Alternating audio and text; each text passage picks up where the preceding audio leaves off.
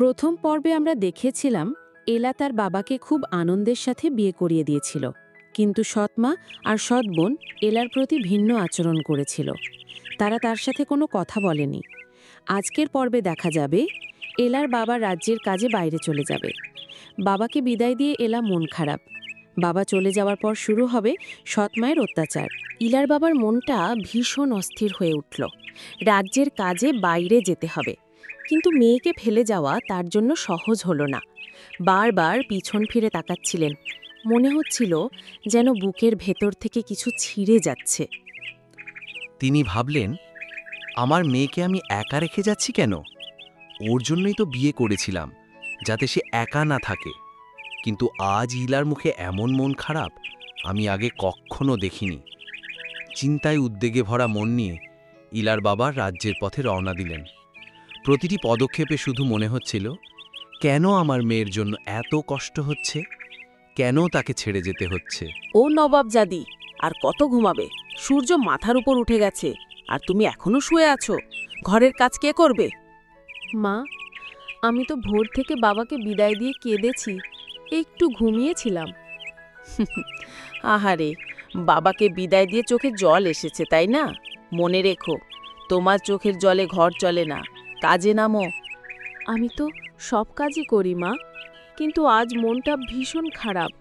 বাবাকে ছাড়া ঘরটা একদম ফাঁকা মনে হচ্ছে। শোনো মেয়ে, মন খারাপ করার সময় তোমার নয়। তুমি এই বাড়ির দাসী, বুঝেছ? যত তাড়াতাড়ি ঘরের কাজ শেষ করবে, ততই তোমার জন্য ভালো। আমি দাসী নই মা, আমি এই ঘরেরই মেয়ে। কিন্তু কেন জানি মনে হয় এখানে আমি একা, একদম একা।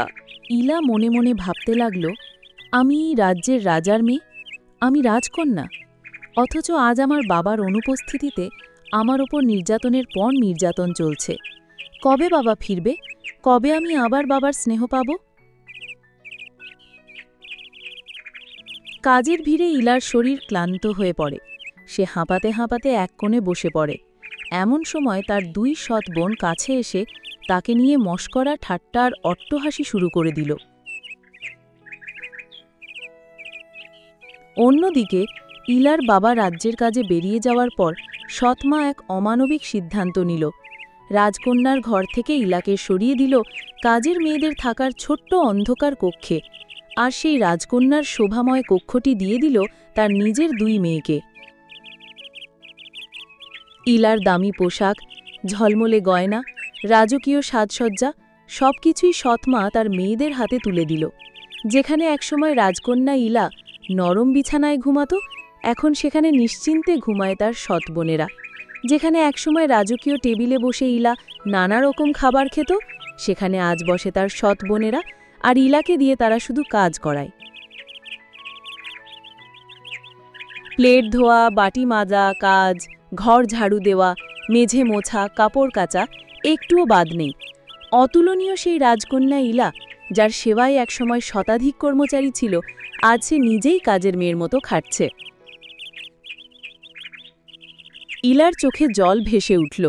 তার মনের মধ্যে শুধু একটাই প্রশ্ন, আমি কি তবে রাজকন্যা নই? আমি কি সত্যিই এই ঘরের দাসী হয়ে গেলাম? কাজ করতে করতে ইলা হাঁপিয়ে উঠল। তার শরীর ভীষণ ক্লান্ত, হাত কাঁপছে আর চোখ ভিজে উঠছে অশ্রুতে। হঠাৎই কল্পনায় ভেসে গেল সেই বাবার স্নেহময় মুহূর্তগুলো, যখন বাবা তাকে কোলে নিয়ে আদর করতেন, স্নেহে জড়িয়ে ধরতেন। সেই স্মৃতির ঝলক যেন ইলার সমস্ত ক্লান্তি ভুলিয়ে দিল। আজকের পর্ব এখানেই শেষ। তৃতীয় পর্ব দেখার জন্য আমাদের সাথেই থাকুন। সবাই সাবস্ক্রাইব, ফলো, লাইক, কমেন্ট আর শেয়ার করতে ভুলবেন না।